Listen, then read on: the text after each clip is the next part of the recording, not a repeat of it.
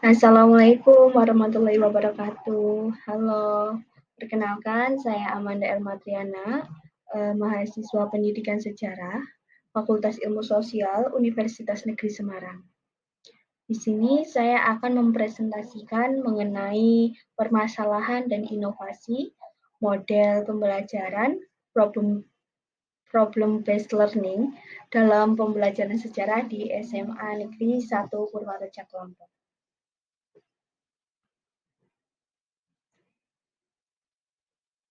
Nah, untuk poin-poin yang akan saya bahas yaitu mengenai pendidikan sejarah.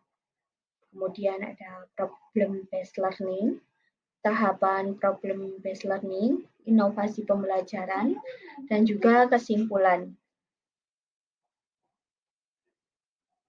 Yang pertama itu adalah pendidikan sejarah, di mana pendidikan sejarah ini merupakan salah satu dari sekian banyaknya bidang pendidikan yang menciptakan suatu generasi penerus bangsa yang memiliki rasa nasionalisme yang tinggi. Nah, rasa nasionalisme ini diciptakan dengan cara menumbuhkan kesadaran dalam bersejarah untuk memahami akan suatu sejarah bangsa sebagai bekal maupun pegangan dalam penyelesaian masalah nantinya. Atau bisa dikatakan sejarah ini sebagai bekal masa depan. Nah, seperti itu. Kemudian pada era teknologi ini, seperti yang kita tahu, era teknologi yang saat ini itu berkembang sangat pesat ya, sehingga ini juga berdampak pada perubahan yang besar terhadap dunia pendidikan.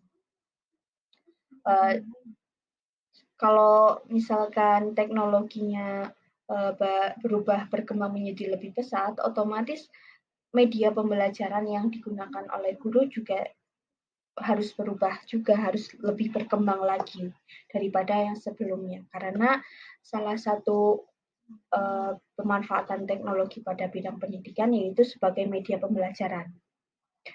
Kemudian menurut Santrok, guru yang efektif itu menguasai materi pembelajaran dan juga keahlian atau keterampilan yang baik. Nah, guru yang efektif ini harus memiliki strategi pengajaran yang baik dan juga didukung oleh metode penetapan tujuan, rancangan pengajaran, dan juga manajemen kelas. Kemudian ada problem based learning atau model pembelajaran berbasis masalah. Di SMA Negeri 1 Purwareja Kelompok menggunakan metode problem based learning dalam pembelajaran sejarah ya. Nah, menurut Glaser sendiri, problem based learning ini merupakan model pembelajaran yang menekankan belajar sebagai proses yang melibatkan pemecahan masalah dalam menekankan belajar dan juga berpikir kritis dalam konteks yang sebenarnya. Glaser juga mengemukakan bahwa problem based learning ini memberikan sebuah kesempatan kepada siswa untuk mempelajari hal yang lebih luas yang berfokus pada mempersiapkan siswa untuk menjadi warga negara yang aktif dan bertanggung jawab.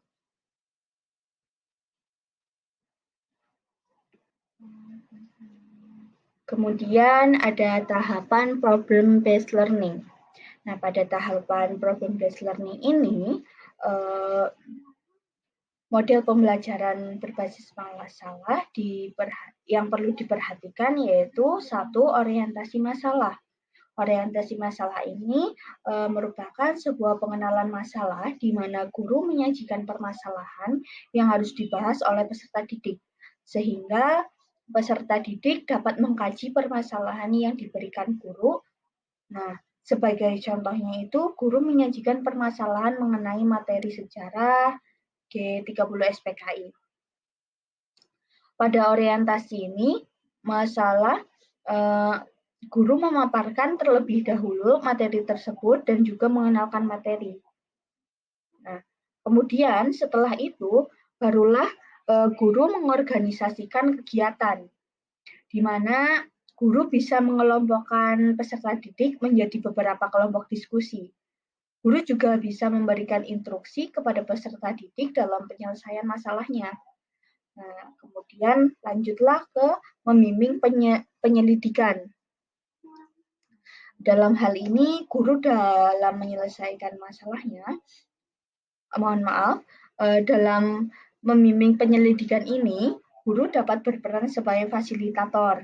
Nah, dalam fasilitator ini, guru dapat memonitor jalannya pemecahan suatu masalah. Jadi pada model ini juga guru itu ikut berperan meskipun pembelajarannya itu berpusat pada siswa atau student center. Kemudian yang keempat itu ada menyajikan masalah. Setelah berdiskusi dan memecahkan masalah, diharapkan peserta didik mampu memaparkan hasil permasalahannya ke dalam bentuk gagasan. Nah, biasanya terdapat perbedaan nih antara sudut pandang pada materi G30 SPKI.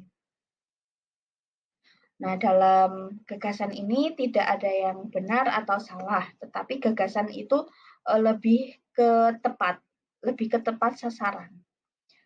Yang terakhir itu ada analisis dan evaluasi.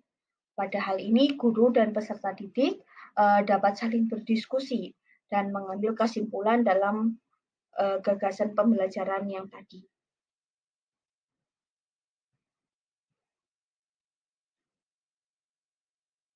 Nah, lanjut ke inovasi. Inovasi model pembelajaran berbasis masalah atau problem-based learning ini, guru bisa menggunakan lebih dari satu model pembelajaran. Guru juga bisa membagi kelas menjadi beberapa kelompok yang kemudian diharapkan bisa saling bertukar pendapat atau melakukan seperti debat materi dalam pembelajaran dengan adanya tim pro dan tim kontra. Sehingga para peserta didik ini memilih gambaran serta wawasan yang lebih luas, karena masing-masing siswa tentunya memiliki pendapat yang berbeda. Beberapa keuntungan yang bisa didapatkan dari diterapkannya metode debat atau demonstrasi ini yaitu jika diterapkan pada peserta didik, dapat dilihat mana peserta didik yang aktif dan mana yang peserta didik yang pasif. Kemudian, minat siswa yang tinggi ini dapat menjadi sebuah penentu dalam suksesnya pembelajaran berbasis masalah ini. Kemudian, melatih peserta didik dalam langkah pemecahan masalah tentunya ya. Yang keempat itu ada menciptakan komponen rukun belajar dalam kelas.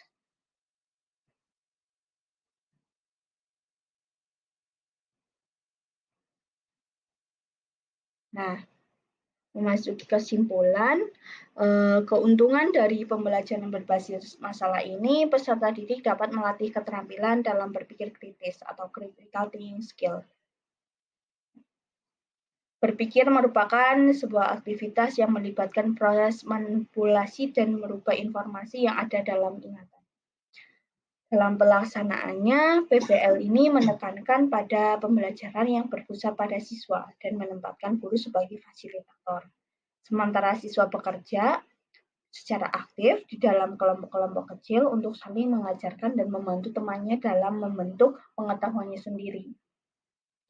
Kemudian, dalam penerapan model PBL ini menekankan pada aspek pemecahan masalah, di mana siswa akan dihadapkan pada suatu pertanyaan yang diberikan oleh guru untuk kemudian bisa dianalisis dan dicari bentuk penyelesaiannya.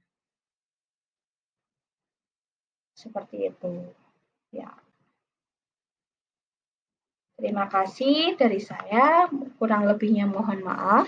Wassalamualaikum warahmatullahi wabarakatuh.